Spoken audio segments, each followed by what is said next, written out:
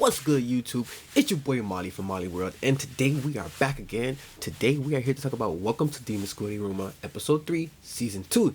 Now, going off last episode and Episode 2, Ameri, she was reverted or changed. Somehow, some way, she was tricked and sprayed with this demon mace that turned her into super nice, beautiful, kind, and soft-hearted. So Episode 3 opened up again with them in school, and all of the kids, all of the demon kids in school, they're all looking at the president walk through the halls, and all of them are very, very surprised that the word going around the school is that the class president is changed.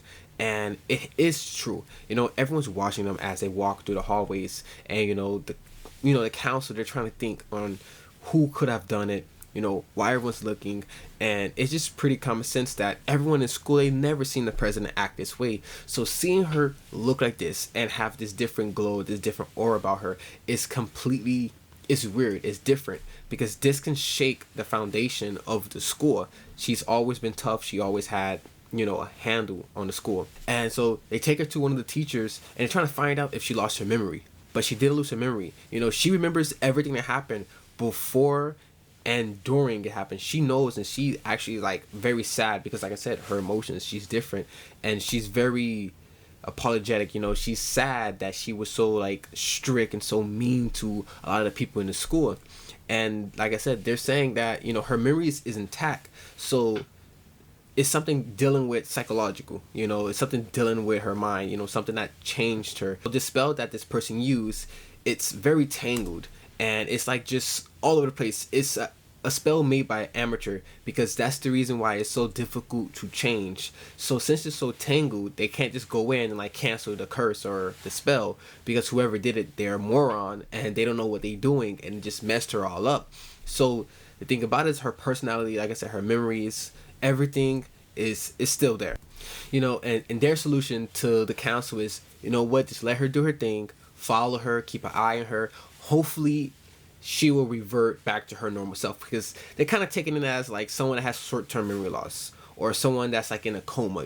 Sooner or later they'll revert, they'll wake up, they'll remember. So they're just telling them, keep an eye on her, let her do her thing, and hopefully they'll turn back. And all of them are like, yo, that's not going to happen. You don't understand what's going to happen or what can happen with her. And then they just look at her, and she's just waving. She just looks so she looks so happy and so carefree, but you can tell it's not her. She's a completely different person right now. Since that's the case, Sensei Nibiris, he's telling them listen, we're going to have to consider shutting down the student council, because she's the person in the council that are people that stand above the school, as we see.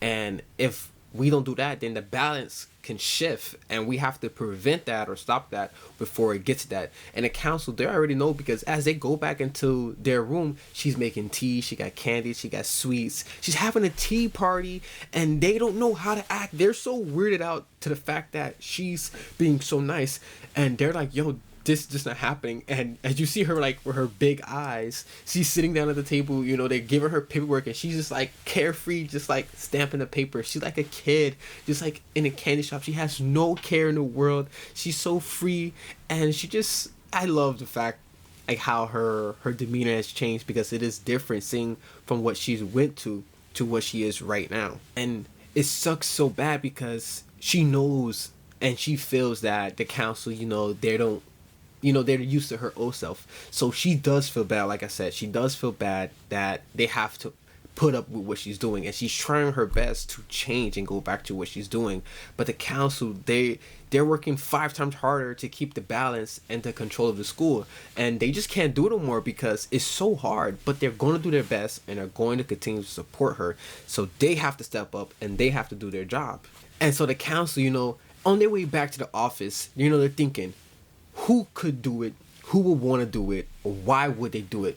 And they're all thinking you know what, there is one person, if there is someone in the school that don't like Ameri, if there's someone that want to take down the council, there will be one person. There's only one person in this whole school that would love to take her down. And as they're going back to the room, you see all this scent smell coming out of their room, and flowers and hearts and stuff. And as they walk in, you see a new character introduced to us that wasn't a trailer we talked about, and the guy is Ronovi. This guy is freaking insane. he is just having a party. He loves the fact that she has changed. He's in there. He changed the whole room to himself. Like, he took over their room and just changed it into his office. And they're like, yo, this is the person that we were talking about. The president of the disciplinary battlers.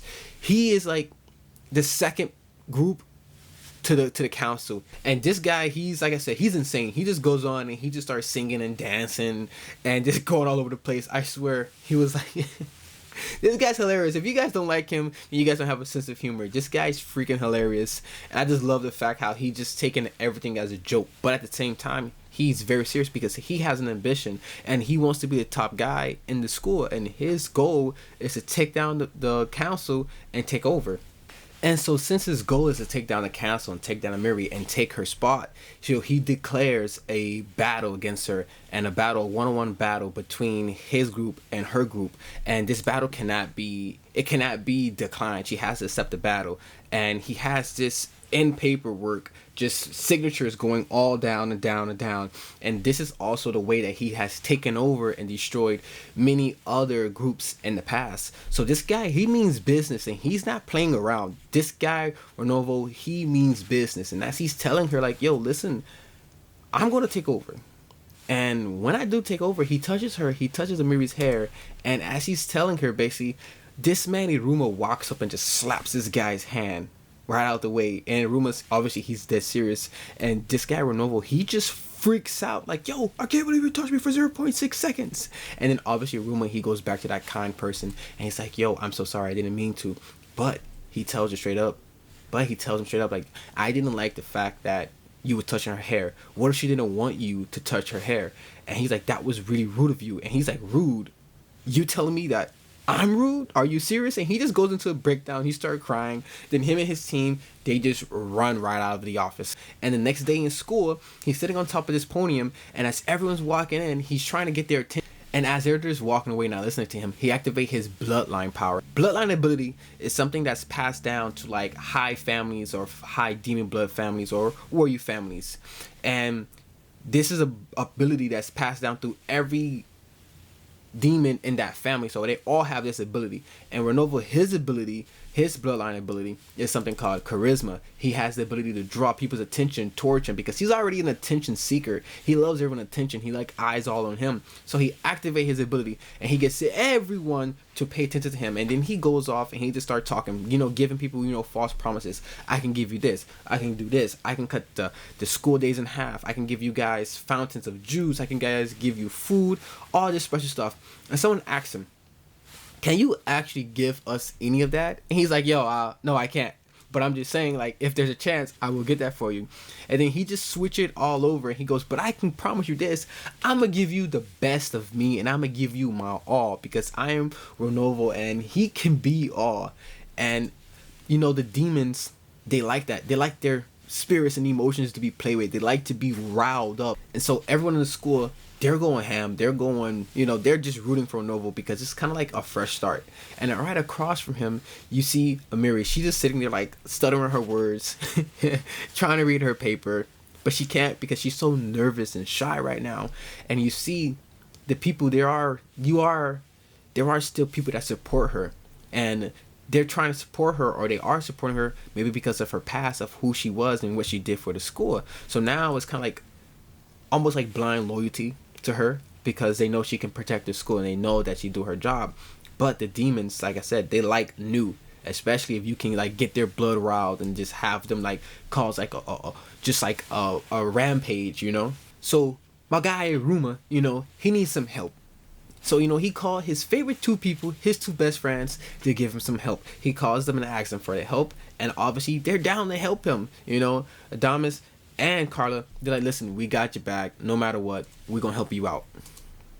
And after he talked to him on the phone, Iruma, he gets met by Ameri. And Ameri, she asks him, like, I want to talk to you personally, me and you by ourselves. And she takes him back to her room. And as he's sitting down waiting for Ameri to come back, Gluttony, he pops out the ring and he's like, yo, where you been at, bro? Are you seriously telling me that you forgot all about me? And Iruma's like, yo, I didn't forget about you. And he's like, listen, bro, I'm not gonna tell you that you should pick me over your work, but I'm just saying, dog, you gotta give me some time. You know, we supposed to be friends. We supposed to be a part of each other. Help me out here. So Iruma, he asks Gluttony like on his opinion about the curse or the spell. So Gluttony, he tells Iruma, as far as I can see, from what I can tell, the spell is undone, but spells and curses affects different people. It affects their personality, it affects their behavior, and curses are something that's supposed to calm someone, but it won't work on someone that's like gloomy. But he basically kind of gives him like a diagram of what's going on, and it's something inside of her mind that's like tugging on this line or this spell, and it's not letting it release it. So until then, she can't turn back. So he basically telling him, it's like, think about it as a magic thread and think about it as like a needle sticking up and it's stopping it from being undone. So he tells him, so Gluttony tells Iruma that there has to be a trigger to undo the spell, and probably only you know what it is. So you guys have to find something that can trigger and break the spell. And as he's telling him that, Ameri, she walks right out of the room in her original outfit, and you can tell she's back. But the thing is, do we really know she's back? Is she faking it? Or is she actually back? You get me? Because she just went through all of this. And we just found out that there's something wrong with her because of the trigger. So the thing is she actually back? We don't know that. And we won't find out until episode 4. Guys, with all that being said, if you guys enjoyed this video, drop a like, drop some comments. Never forget, always subscribe to the channel. Until next time, guys, I bid you a goodbye.